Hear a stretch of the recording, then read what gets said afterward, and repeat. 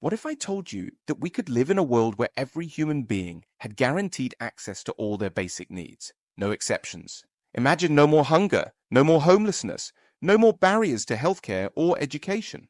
Instead of worrying about survival, we could focus on thriving, pursuing our passions, building our communities, and creating a better world. This might sound like a utopian dream, but today I want to explore how this could be more than just a fantasy. Let's imagine a world with a radically different monetary system, one where all essential needs are met and profit is only derived from non-essential life items. To understand this new concept, let's first take a look at our current economic system. Today, almost everything we need to survive, food, water, housing, healthcare, education, has a price tag.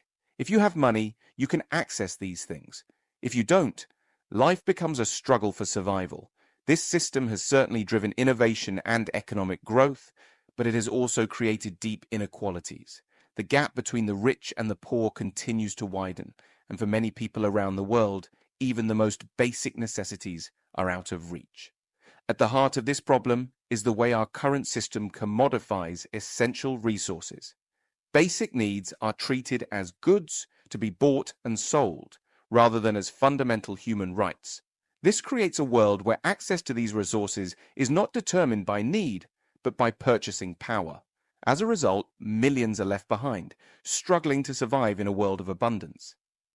Now, let's imagine a different system, a needs-based economy.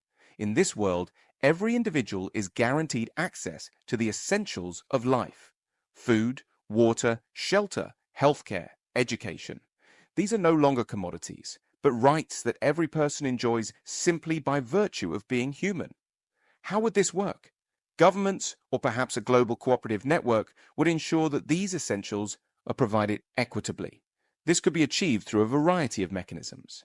One approach might be to fund these services through a progressive tax system, where wealthier individuals and corporations contribute more to the common good. Another possibility is the use of automation dividends. As technology advances and robots and AI increasingly take over jobs, the wealth generated by these technologies could be redistributed to ensure that everyone benefits, not just a select few. We could also consider wealth redistribution policies that address the growing income inequality, ensuring that resources are shared more fairly. So, what impact would this have on society? The benefits could be transformative. First and foremost, poverty would be eradicated. With basic needs met, people would no longer live in fear of hunger, illness, or homelessness. Health outcomes would improve dramatically, as everyone would have access to proper nutrition, clean water, and medical care. Education, free and accessible to all, would become a powerful tool for personal and societal development. But the benefits go beyond physical well-being. By removing the constant stress of survival, we would unlock immense human potential. Imagine a world where people are free to pursue their passions, where creativity and innovation flourish because people are no longer constrained by the need to make ends meet. Instead of working in jobs they hate just to survive, people could choose careers that they find fulfilling and meaningful. This would lead to a more engaged, motivated, and innovative society. And what about crime? Many crimes are driven by desperation, by the need to survive in a system that doesn't provide for everyone. By meeting everyone's basic needs, we could see a significant reduction in crime rates. People wouldn't need to steal to feed their families or resort to illegal activities to make a living. The social fabric would strengthen, with communities becoming safer, more supportive, and more cohesive. But what about profit? In this new system, profit still plays a role, but it's redefined. Instead of making money from the necessities of life, businesses would profit from providing non-essential items, luxury goods, entertainment, premium services, and other discretionary products. This means that there's still room for innovation and competition in the marketplace, but the stakes are different. Companies would thrive by enhancing the quality of life, offering products and services that go beyond basic needs. This approach could lead to a more ethical form of capitalism. In today's world, companies often profit by exploiting basic needs, by charging high prices for medicine, for instance, or by creating artificial scarcity in housing markets. In the new system, the incentives would shift. Businesses would be rewarded for creating real value, for enhancing people's lives in meaningful ways, rather than for simply controlling access. This shift could also encourage more sustainable practices.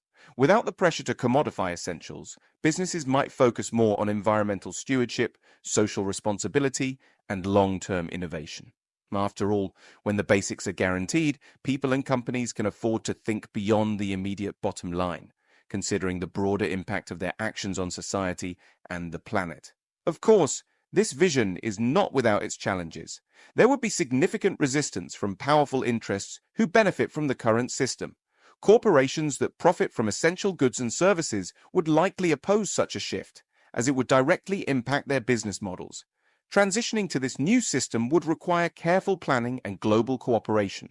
Countries would need to work together to ensure that resources are shared equitably and that no one is left behind. There's also the challenge of cultural change. For centuries, we've been taught to value material wealth, to equate success with accumulation. Moving to a system that prioritizes well-being over profit would require a profound shift in our collective mindset. We'd need to redefine what it means to live a good life, not in terms of how much we own, but in terms of our health, happiness, and contributions to our communities. Moreover, the logistical challenges are not to be underestimated. Ensuring universal access to resources would require robust infrastructure, efficient supply chains, and effective governance. We'd need to leverage technology, innovation, and community engagement to make this vision a reality. And while the path would be difficult, it's worth remembering that many of the greatest achievements in human history, universal education, public health care, the abolition of slavery, were once considered impossible. But despite these challenges, the possibilities are breathtaking. Imagine a world where basic needs are no longer commodities, but universal rights, where human potential is unleashed, not by the grind of survival, but by the freedom to dream, create, and connect. This isn't just about economics. It's about human dignity. It's about recognizing that every person, regardless of their background or circumstances, deserves a chance to live a fulfilling and meaningful life. And this change doesn't just benefit individuals, it benefits society as a whole. A world where everyone's needs are met is a world where everyone can contribute. It's a world where innovation isn't stifled by inequality, where creativity isn't limited by poverty, and where progress is driven by the desire to improve lives, not just to make a profit. So I invite you to imagine this world with me. Think about what could be possible if we dared to rethink our economic systems and put people, not profit, at the center. This vision is challenging, yes, but it's also within our reach. Let's start the conversation, advocate for change, and work towards a future where prosperity is shared by all. Thank you to Essentials.